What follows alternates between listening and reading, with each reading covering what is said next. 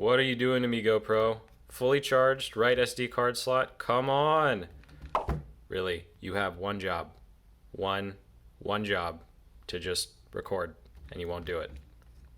I'm getting really tired of this thing. And there we go. All right. Now it's working. Well, a not so fun part of my morning routine, especially when I'm traveling, is checking in on all of the uploads from the night. So something that I recommend if you actually get to travel or decide to is to always have at least 3 internet connections wherever you're staying, which hopefully is a landline, and then whatever you decide to use for mobile, and then a different carrier for pocket Wi-Fi. Especially here in the Philippines, there's 2 major carriers, and Smart and Globe, and you pretty much bounce back and forth between the two. So I have something called GOMO on this one, which is the pocket Wi-Fi. I have Globe on this one, and then the slow Chromebook, which I'll get to in a second, is on the hotel Wi-Fi. But unfortunately, I woke up this morning and found that pretty much right after I went to bed, for some reason the internet connection cut off, and we've got like 30 gigabytes of stuff to try and upload. So something that never really makes it into any sort of those travel vlogs that you normally watch, not that I'm on par with those, but it is just so frustrating when you wake up in the morning and you go, oh wow, okay, not only did nothing upload, this silly little Chromebox is syncing 50 files. And not that you use a Chromebox, but if you, or Chromebook, I shouldn't say box because that's for the TV. Not that you use a Chromebook, but if you do decide to travel, I do recommend picking up a really cheap one so you can leave it on all night long. I literally have this Chromebook just to upload stuff because you don't want to burn out your actual laptop battery by leaving it on all night. So just some quick little tips that may or may not be helpful. But right now, I have to figure out why on earth this GoPro, now that it's fully charged and has all the firmware updates and has the most expensive, outrageous SD card you could buy inside of it, and it's still not working. So I'll have to fix that. And that just seems to be the life of an entrepreneur. You're putting out all of these fires so you can get to the work that you actually planned on getting to work to. Although it really grinds my gears when just technology doesn't do basic things. Although I digress, been way too long of an intro. So time to grab some breakfast and then actually fix some tech and get to some real work.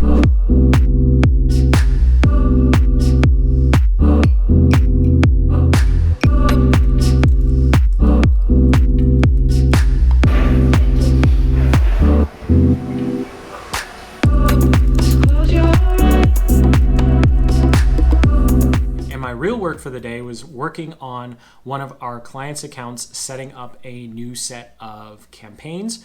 And of course, that all starts with organizing the long laundry list of keywords. So whether or not you use a competitive tool like SpyFu or Ubersuggest, or you're just using a keyword planner, of course, you have to organize all those keywords into campaigns and ad groups. So I thought I'd quickly share with you some of my methodologies and go through some fictitious examples because obviously I can't tell you the exact keywords that I was using. So I'll use Google Ads Agency and YouTube Growth because those seem to be the 2 things that I can just use over and over again because they never have anything to do with our actual clients. So when it comes to actually organizing your ads, if you are physical products, I like organizing organizing your keywords by adjectives, and then if you're services, organizing your keywords by verbs or nouns. So let's just take this example.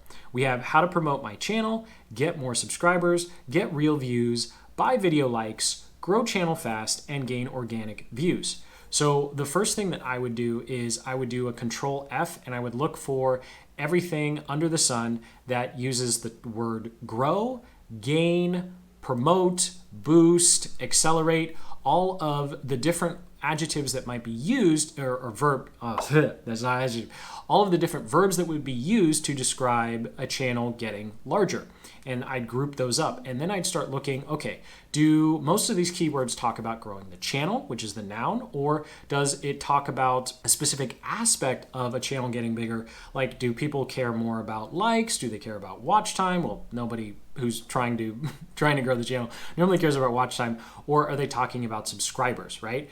And so then you start creating different buckets. And it's up to you if you want to create a bucket based on, okay, every time someone says grow, put it in this campaign. Or you could do it differently by saying we have one campaign that for people who want to grow, promote their channel. Then we have another one for people who want to get more followers, and another campaign for people who want more likes, and one more for who want watch time. Now, that second one that's a little more arduous is the one I like to do. And of course, I like having no more than 7 keywords inside of an ad group. And the reason I like doing that is because someone who types in get more followers and someone who types in grow my channel, they need to have 2 different ads. The end product's definitely going to be the same, but the ads should be different and really closely tied to the keyword that they typed in. And of course, you can't do that if you have 20 keywords in an ad group. And I know that goes completely in the face of what Google ad reps say. And between you and me, just don't listen to them, because most of the time they don't have as much training as you would think. And of course, that's only the first part of setting up your campaign. The next part, once you know your keywords and how they're going to be grouped together, is actually writing your ads. But first, I have to trade my AC for a nice breeze because they have to clean the hotel room. And it's not really all that bad because look at this view.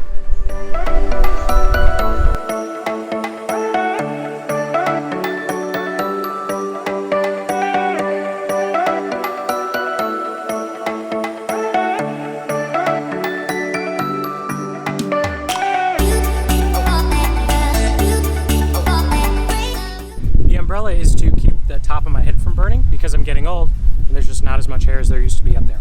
That's pretty much it. It's embarrassing and you didn't need to know that, but that's why I have the umbrella. So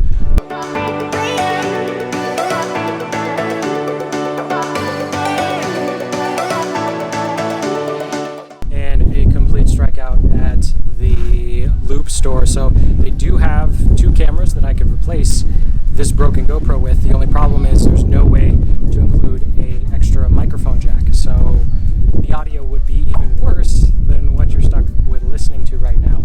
So it's time for me to go back and enjoy a giant buffet.